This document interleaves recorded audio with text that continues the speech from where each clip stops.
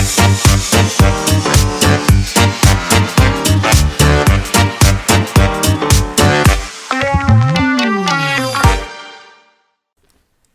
joli mot du jour, aujourd'hui, amphigouri. Chers amis des jolis mots, bien le bonjour. Aujourd'hui, préparez-vous à plonger dans un mot qui sent la confusion, la phrase qui part en sucette, la pensée qui se mord la queue et parfois le discours politique en période électorale. Oui, parlons de l'amphigouri.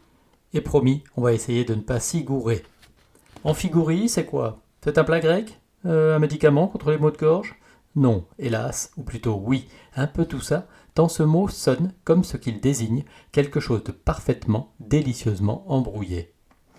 Comme toujours, étymologie d'abord, mes petits syllogomaniaques du verbe. Amphigouri vient du grec amphi, qui veut dire des deux côtés, de partout, dans tous les sens, et d'un radical gouri, dont l'origine est, discutée. Comprenez? Personne n'en sait vraiment rien. Ce qui, ironie suprême, convient parfaitement à un mot qui signifie la confusion. Certains lexicographes hésitent. Cela pourrait venir d'un mot grec signifiant bavardage. D'autres évoquent un vieux terme français, gorille, qui voulait dire balourdise. D'autres encore, franchement honnêtes, disent « on ne sait pas, mais ça sonne bien ». Bref, un mot dont l'étymologie elle-même est un amphigouri. Perso, j'adore l'idée. Passons à la définition moderne, parce que sinon on va encore se perdre. Un amphigouri, c'est un discours ou un texte confus, absurde, bourré de mots compliqués mais vides, un vrai fatras pseudo-intellectuel. Autrement dit, ce que certains appellent une prise de parole en réunion. Exemple. Son discours truffé d'amphigouri aurait pu durer 3 semaines sans qu'on en comprenne davantage. Ou encore, il croyait être profond, il n'était qu'amphigorique. Ah, la vie est dure pour les beaux parleurs. Le mot a même un charme désuet, presque poétique.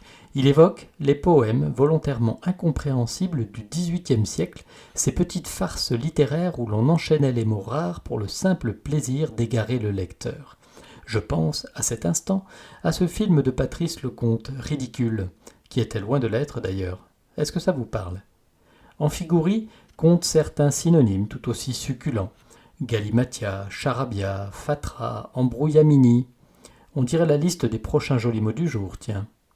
Mais avouez-le, chers auditeurs, l'amphigouri, c'est aussi ce moment où quelqu'un parle en pensant impressionner, alors qu'il ne fait que tricoter des phrases inutiles comme un chat sous amphétamine. C'est la confiture d'ennui sur le toast de la prétention. Alors, la question du jour, avez-vous déjà produit, involontairement bien sûr, un amphigouri? Lors d'un exposé peut-être? Ou au cours d'une réunion? Ou encore en tentant d'expliquer la fin du film Inception? Ou bien en essayant de justifier pourquoi vous étiez en retard ce matin? Quant à moi, je vais m'éclipser avant de sombrer moi-même dans l'amphigorisme et de transformer cette chronique en labyrinthe syntaxique. Je vous laisse digérer tout ça sans vous gourer. Alors à très vite pour un nouveau joli mot du jour, et surtout, restez clairs, ou faites comme si. Je vais moi-même m'y appliquer. Salut!